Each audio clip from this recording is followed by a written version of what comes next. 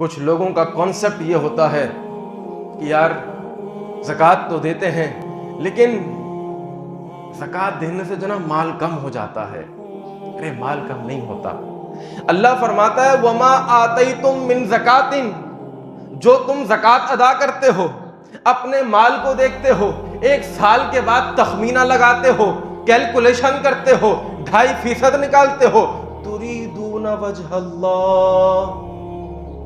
اگر اس 2.5% کو نکال کر کسی غریب کو دینے میں تمہاری ایک نیت ہو، بس ایک نیت، کیا؟